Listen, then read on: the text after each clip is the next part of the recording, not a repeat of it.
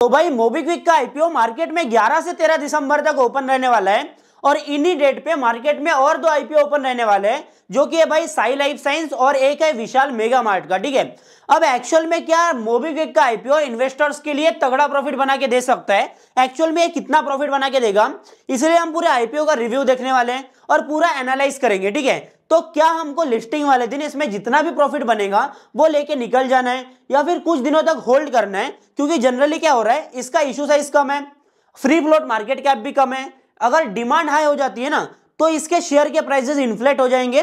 तो क्या हम यहां पर रुक सकते हैं जिससे हमको और भी ज्यादा प्रॉफिट बढ़े, जैसे कि ओला के शेयर में हुआ था, बजाज हाउसिंग में हुआ था, वारी में हुआ था। तो ये भी चीजें हमको कंसीडर करना पड़ेगा। और क्या ये कंपनी इतनी ही फंडामेंटली स्ट्रांग है कि हम इसको होल्ड कर सकते हैं लॉन्ग टर्म के लिए, तो ये भी देखेंगे। तो वीडियो को ध्यान से देखना और समझना। सबसे पहले हमको ये समझना पड़ेगा कि मोबीक्विक का एक्चुअल में बिजनेस क्या है। ठीक है, अब भाई तुमने कुछ सालों पहले कभी ना कभी तो इसको यूज किया ही होगा। मैंने बचपन में इस वाली एप्लीकेशन को यूज किया था, जहां पर अपने को थोड़ा बहुत कैशबैक मिलता था इसमें, तो इसके लिए और रिचार्जेस भी कैशबैक मिलते थे, तो मैंने इसको यूज किया था मोबीक्विक को। ठीक है, अब एक्चुअल में इसके यूजर्स की बात करें तो 156 मिलियन प्लस यूजर बताया जा रहा है। इसकी पार्टनर्स देखे तो 4.1 मिलियन और प्ले स्टोर की रेटिंग देखे ना तो 4.4 की है, जो कि काफी बढ़िया मानी जाती है। ये बढ़िया रेटिंग है। ठीक है, अब एक्चुअल में इनके बिजनेस मॉडल इस तरीके से, पहले ऑनलाइन पेमेंट में है, ठीक है, और आगे ये लोन भी इन्होंने प्रोवाइड किया है लोगों को। तो ये सारे इनके बिजनेस मॉडल है जहां से इनको रेवेन्यू आता है। ठीक है, अब सीधे सीधे बताओ तो भाई कंपनी अभी के टाइम पर लॉस मेकिंग है।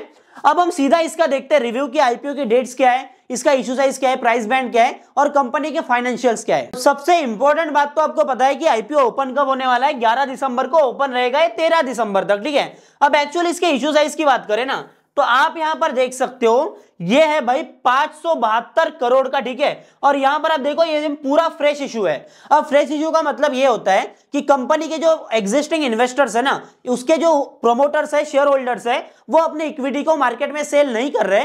एक्चुअल में जो न्यू शेयर्स यहां पर इशू किए जाएंगे और नई जो 572 करोड़ की इक्विटी जो है मार्केट में वो आने वाली है। ठीक है, और ये 100% फ्रेश इशू आईपीओ होने वाला है। ठीक है, अब इसके प्राइस बैंड की बात करें तो 256 रुपए से 279 रुपए तक है। मतलब ये वाले प्राइस बैंड को मान सकते हैं अपर बैंड को, क्योंकि भाई यहाँ पर सब्सक्रिप्शन अच्छा पड़ने वाला है और अपर बैंड पे ही हमको यहाँ पर इसको लेना पड़ेगा। इस वाले आईपीओ में ना बाकी आईपीओ की तरह चीजें नहीं है, यहाँ पर एक थोड़ा सा ट्विस्ट है और इस ट्विस्ट को तुमको समझना पड़ेगा, क्योंकि अगर ये वाला ट्विस्ट तुम नहीं समझते हो ना तो तुम्हारी जो अलॉटमेंट की स्ट्रेटेजी है ना, जो मैं पर्सनली यूज करने वाला हूं भाई, वो अलॉटमेंट की स्ट्रेटेजी, एप्लीकेशन की स्ट्रेटेजी यहाँ पर इन्फ्लुएंस कहीं ना कहीं होने वाली है। और इस चीज को नहीं समझे ना तो भाई तुम्हारा पत्ता कट है, प्रॉफिट का भूल जाओ। ठीक है, और ये हर आईपीओ में जो चीजें होती है उससे यहाँ पर थोड़ी अलग चीजें हमको देखने को मिल रही है। ठीक है, अब एक्चुअल में सबसे पहले हम ये समझते हैं कि एक्चुअल हम कितना अमाउंट यहाँ पर अप्लाई कर सकते हैं, किस कैटेगरी में। तो रिटेल मिनिमम आप देख सकते हो, यहाँ पर आप 1 लॉट से अप्लाई कर सकते हो, जो कि भाई 14,700 रुपए का। आगे देखते हैं भाई रिटेल का मैक्सिमम है, as a retail investor maximum तुम कितना यहाँ पर अप्लाई कर सकते हो। तो यहाँ पर 13 लॉट की एप्लीकेशन लगा सकते हो और यहाँ पर आपको अमाउंट लगेगा 1,92,000 का। अब इसको आप यहाँ पर ध्यान में रखना। ठीक है, अब यहाँ पर हम देखते हैं स्मॉल एचएनआई का मिनिमम स्मॉल एचएनआई हम देखते हैं। तो यहां पर आपको 14 लाख से अप्लाई करना पड़ेगा 2,07,000 रुपए। अब इस वाले अमाउंट को तुम थोड़ा ध्यान में रखना, क्योंकि ये काफी ज्यादा इंपॉर्टेंट अमाउंट होने वाला है। बाकी बिग एचएनआई की बात करें तो काफी कम लोग इसमें एप्लीकेशन लगाते हैं, पर अब मिनिमम बिग एचएनआई से 10 लाख रुपए का यहाँ पर एप्लीकेशन लगा सकते हो। अब हम आगे देखते हैं यहाँ पर एक्चुअल में ट्विस्ट क्या है। अब तुम यहाँ पर ध्यान से इधर ऊपर देखोगे ना कि एक्चुअल किन के लिए यहाँ पर कितना कोटा रखा गया है, रिजर्वेशन कोटा कितना रखा गया वो देखते हैं। तो रिटेल कोटा यहां पर आपको 10% का देखने को मिलेगा। और जनरली बाकी आईपीओ की बात करें ना, अभी मार्केट में मेन बोर्ड आईपीओ जितने भी आ रहे थे उनमें लगभग ये कितना होता था, ये होता था भाई 35% का, 35% का रिटेल कोटा। अब हम देखते हैं कि एक्चुअल में रिटेल के हिस्से में कितना अमाउंट आ रहा है। ठीक है, मतलब इशू कितना आएगा 10% के हिसाब से हम देखते हैं 572 करोड़ का, तो 5.7 करोड़ यहां पर रिटेल के लिए छोड़ा गया है। अब ये बड़ा क्या है, ये जो रिटेल का कोटा था ना वो क्यूआईबी में शिफ्ट हो गया, यहाँ पे 75% का यहाँ पर हमको देखने को मिल रहा है। अब एक्चुअल में बात करें जो रिटेल कोटा है वो 10% रखा गया है, एचएनआई कोटा जो है ना वो भाई रखा गया है यहाँ पर 15% का, जो कि हर आईपीओ में होता है। तो अब मैं एक्चुअल में करने क्या वाला हूँ, जो मेरी एप्लीकेशन की स्ट्रेटेजी ना हम वीडियो के एंड में समझते हैं। पहले हम एक्चुअल में देख लेते हैं कि हमें डेट से हम यहाँ पर देखेंगे कि हमको किस तारीख को आईपीओ में क्या मिलने वाला है। ठीक है, अब आ जाते हैं नीचे हम डेट्स के ऊपर। तो आप यहां पर देख सकते हो 11 से 13 तक ये आईपीओ ओपन रहने वाला है मार्केट में। उसके बाद में 16 तारीख को हमको अलॉटमेंट का बेसिस पता चलेगा कि हमको आईपीओ का अलॉटमेंट मिला है या फिर नहीं, ठीक है। अब हमको रिफंड मिल जाएगा 17 तारीख को, और 17 तारीख को अब जिनको अलॉटमेंट मिल चुका है, जिनको शेयर अलॉट हो चुके हैं, उनके डीमैट अकाउंट में शेयर क्रेडिट हो जाएंगे। और इस तारीख को हमको यह पता चलता है कि हमको आईपीओ लगा है या फिर एल, हर बार की तरह यही, ठीक है। तो बाकी लिस्टिंग की बात करें तो 18 तारीख को ये मार्केट में लिस्ट हो जाएगा, ठीक है। अब हम एक्चुअल आते हैं कंपनी के फाइनेंशियल परफॉर्मेंस के ऊपर। हर एक आईपीओ की तरह इस वाले आईपीओ में भी हमको 3 साल का डेटा मिल चुका है। तो यहां पर आप देखोगे आपको लाल लाल देखने को मिलेगा प्रॉफिट आफ्टर टैक्स, मतलब ये लॉस 100 करोड़ का लॉस, 128 करोड़ का लॉस, 83 करोड़ का लॉस 2021 में। अब रेवेन्यू की बात करें, देखो कोई भी कंपनी अगर लॉस मेकिंग है ना, तो हमको ये नहीं समझना कि भाई ये तो बेकार है, इसका वैल्यूएशन बेकार है, जान देना यार लॉस तो कर रही है, पर अपने को एक्चुअल में उसका रेवेन्यू देखना पड़ता है कि क्या रेवेन्यू में ग्रोथ है या नहीं, ठीक है। अब कंपनी कोई स्टार्टअप लॉस भी कर रहा है तो कोई फर्क ही नहीं पड़ता यार, अगर वो जो स्टार्टअप है वो अपना एक्सपेंशन कर पा रहा है लॉस करने के बाद में तो ठीक है। अगर कंपनी लॉस भी कर रही है और अपना एक्सपेंशन भी नहीं कर रही है, बड़ा भी नहीं बना रही खुद को, तो भाई थू है भाई ऐसी कंपनी पे। तो यहां पर एक्चुअल रेवेन्यू की बात करें 2021 में 288 करोड़ का, इसको मैं 300 काउंट करता हूं अभी के टाइम पर।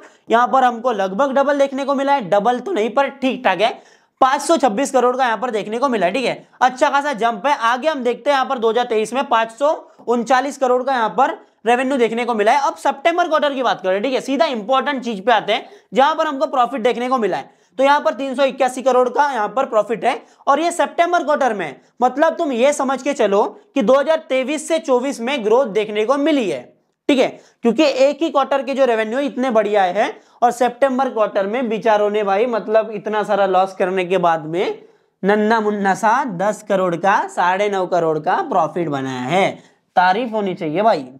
तो ठीक है, वैल्यूएशन की बात करेंगे अब जल्दी से, तारीफ तो बनती है भाई। प्रॉफिट कोई भी कंपनी भाई लॉस में से प्रॉफिट में आ रही है ना तो बढ़िया है। अब वो हो सकता है कि भाई अगले क्वार्टर में अपने प्रॉफिट को और बढ़ा दे, ठीक है। तो अभी हम देखते हैं एक्चुअल वैल्यूएशन, 2000 करोड़ का इसका वैल्यूएशन है। अब कोई बोलेगा लॉसेस के हिसाब से भाई ये महंगा है, भाई नहीं यार, ये वैल्यूएशन जो है ना ये अंडर वैल्यूड है, ठीक है। अंडर वैल्यूड क्यों है वो भी मैं आपको समझाऊंगा अभी आप देखोगे अंडर वैल्यूड है। स्टॉक पी के ऊपर आपको नहीं देखना है, क्योंकि भाई इस साल इन्होंने लगभग 14 करोड़ का प्रॉफिट बनाया होगा मेरे हिसाब से। अभी मैंने कुछ टाइम पहले देखा था 14 करोड़ का प्रॉफिट इन्होंने 2024 में बनाया। उनके हिसाब से बेचारों का प्राइस टू अर्निंग रेशियो 154 का आ रहा है। लेकिन हमको वैल्यूएशन इसके हिसाब से नहीं लगाना है, क्योंकि भाई ये अभी अपना ओपीएम भी कमी कर रहे हैं, मतलब लॉस में से प्रॉफिट में कन्वर्ट हो रहे हैं। तो कंपनी कोई भी है ना, जैसे ये लाइन है, पार लाइन है, ये 0% रिटर्न की लाइन है, ठीक है, ये 0 समझ के चलो यार, ये 0% रिटर्न की लाइन है। तो कोई कंपनी लॉसेस कर रही थी पहले, तो ये ऊपर ऊपर ऊपर ऊपर आ रही है। तो तुम मान के चलो कि अभी जो मोबीक्विक है ना ये यहां पर है। अब हो सकता है कि भाई ये ऐसे ऐसे ऐसे ऐसे थोड़ा ऊपर निकल जाए और यहां पर अच्छे खासे प्रॉफिट बनाने लगे, तो इसके हिसाब से हमको वैल्यूएशन को भी ऊपर बढ़ाना पड़ेगा। पूरा कचरा कर दिया भाई मैंने, क्या ही है, ठीक है। तो ये समझ के चलो कि ये अंडर वैल्यूड है, और प्राइस टू अर्निंग रेशियो हमको अभी के टाइम पर नहीं देखना है। एक्चुअली इनका वैल्यूएशन निकालना है हमको इसके रेवेन्यू के बेसिस पर। तो देखो रेवेन्यू के जंप की बात करें तो 2023 से 2024 में यहाँ पर अच्छा खासा जंप हमको देखने को मिला है। बाकी ऑपरेटिंग प्रॉफिट मार्जिन पे ध्यान दो, पहले -40% का ओपीएम करते थे लॉस में, -25% पे आए, -14% पे आए, और अभी पॉजिटिव 3% पे है, जिसके कारण इनका नेट प्रॉफिट है 14 करोड़ का बन रहा है। अब भाई एक्चुअल इंडस्ट्री के हिसाब से हम ऑपरेटिंग प्रॉफिट मार्जिन की बात करें ना, अगर अपने लॉसेस को कट डाउन करते हैं तो ये भाई ऑपरेटिंग प्रॉफिट मार्जिन लगभग 12 से 15% तक कर सकते हैं, ठीक है। अब एक्चुअल में इसको हम ये मान के चलते हैं कि भाई इससे 4 गुना ये अपने नेट प्रॉफिट को बढ़ा देंगे। तो अब यहाँ पर नेट प्रॉफिट में 4 गुना अगर जंप देखने को मिलता है, तो इनके प्राइस टू अर्निंग रेशियो में 150 का जो है ना, इसको हम डिवाइड करेंगे 4 से, तो इतना यहाँ पर डाउन इसका पीई रेशियो हो जाएगा, ठीक है। मतलब 4 से डिवाइड कर देंगे 150 को, तो इतना कम इसका प्राइस टू अर्निंग रेशियो हमको आता हुआ दिखेगा। और कंपनी आगे और ग्रो करती है ना, तो वो कंपनी के ग्रोथ में कंट्रीब्यूट करेगा। सीधा कंक्लूजन पे आते हैं, वैल्यूएशन वाइज कंपनी बढ़िया है, फाइनेंशियल्स वाइज अभी के टाइम पर बढ़िया है, और टर्न अराउंड हमको करती हुई दिखाई दे रही है, ठीक है। अब रही बात एप्लीकेशन की, तो मैं डेफिनेटली मोबीक्विक के आईपीओ में अप्लाई करने वाला हूं, पर भाई रिटेल कैटेगरी से बिल्कुल नहीं करूंगा। अब देखो मेरे पास कितने डीमेट अकाउंट है, चार डीमेट अकाउंट है, 4 डीमेट अकाउंट है। तो मैं जनरली क्या करता हूं, 2 रिटेल लगाता हूं और 2 लगाता हूं HNI। अब अपन क्या करेंगे, अपन करेंगे 1 रिटेल में, 3 करेंगे HNI, आईपीओ लगाने की स्ट्रेटेजी में बदलाव करने का रीजन एक ही है, ये जो पहले 35% का रिटेल कोटा है बाकी आईपीओ में, वो इसमें नहीं है, ये है भाई 10% का। और वैसे भी 10% का इशू साइज काफी कम होता है रिटेल कोटा के लिए, तो उसके हिसाब से भाई मैं ज्यादा कैपिटलाइज करने की कोशिश करूंगा एचएनआई में, क्योंकि भाई लगभग हमको 50% का मिल जाता है प्रॉफिट। क्योंकि अभी देखो 43% का यहाँ पर ग्रे मार्केट प्रीमियम मिल रहा है, तो हम इसको मान के चलते कि भाई 30% से प्लस ही हमको लिस्टिंग गेन देखने को मिलेगा। अब मान के चलते कि भाई 30% यहाँ पर लिस्टिंग गेन मिलता है, तो भाई मैं रिटेल में करूंगा ना, मिनिमम ही करना होता है, क्योंकि देखो 2-3 लॉट लगाने का तो कोई रीजन ही नहीं बनता, क्योंकि हमको मिनिमम लॉट में ही एप्लीकेशन मिलती है कोई भी कैटेगरी में, ठीक है। तो यहां पर आप देखो जैसे मेरा 15,000 का यहां पर एप्लीकेशन है, तो 30% का प्रॉफिट के हिसाब से हमारा 5 हो जाता है, लगभग 5,000 मान के चलते प्रॉफिट होता है।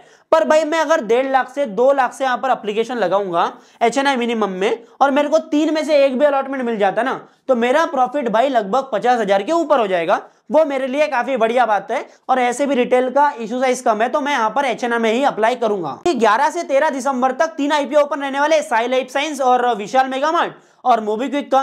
तो अब जिनके पास में 15,000 ही रुपए, वो क्या करें, वो 3 में से किस में लगाएं, क्योंकि भाई यहाँ पर विशाल मेगा मार्ट में 25% का लगभग मिल रहा है जीएमपी, इसमें इससे डबल नहीं है, थोड़ा ज्यादा, डबल से थोड़ा कम ही है। पर यहाँ पर इशू साइज देखोगे ना तुम, तो ये भाई 500 करोड़ का है, ये 8,000 करोड़ का है, मतलब इससे कई गुना है। मतलब भाई ऐसी चीज में तुम अप्लाई करोगे जहां पर थोड़े पैसे ज्यादा मिल रहे हैं, पर वो तुमको मिलने के चांस कम है, अलॉटमेंट की चांस कम है, और यहां पर अलॉटमेंट के चांसेस भर भर के। तो तीनों ही आईपीओ को कंपेयर करते हुए हम वीडियो लाएंगे, कल बिल्कुल लाएंगे, चैनल पे आपको मिलेंगी। तो अगर अभी तक आपने सब्सक्राइब नहीं किया हमारे चैनल को, तो कर लो यार, क्योंकि पूरी ऐसे एनालिसिस हर एक आईपीओ की आपको मिलती रहेगी और मार्केट अपडेट मिलती रहेगी। तो बेल आइकन को ऑल पे सेट कर देना, वीडियो को लाइक भी करना, और जैसा भी लगा वीडियो फीडबैक देना है, जो भी पूछना है ना, आप कमेंट में कमेंट करो, कमेंट बॉक्स में, डेफिनेटली मैं आपको रिप्लाई करूंगा।